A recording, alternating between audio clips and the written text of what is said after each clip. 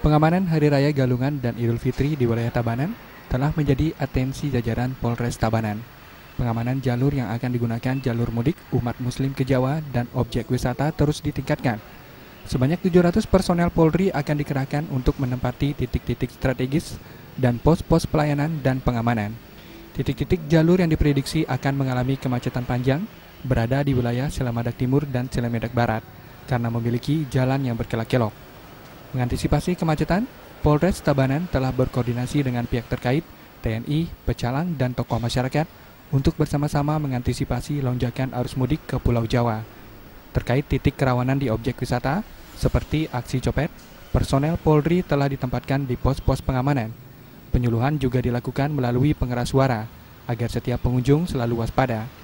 Bagi rumah yang ditinggalkan, pemudik diminta menitipkannya pada aparat keamanan setempat dan menambah kunci ganda agar terhindar dari aksi pencurian.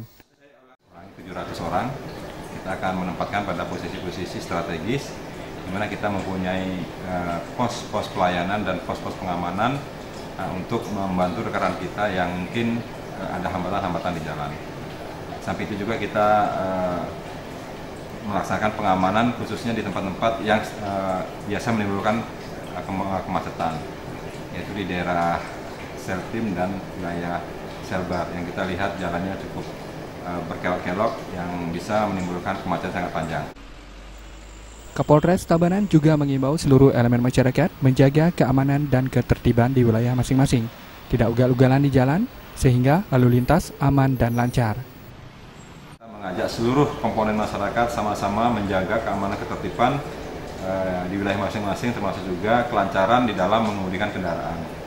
Tidak ada yang ugal-ugalan di jalan yang bisa menimbulkan gangguan atau korban jiwa terhadap kendaraan lain. Rais Wantara dan Winata, Bali TV.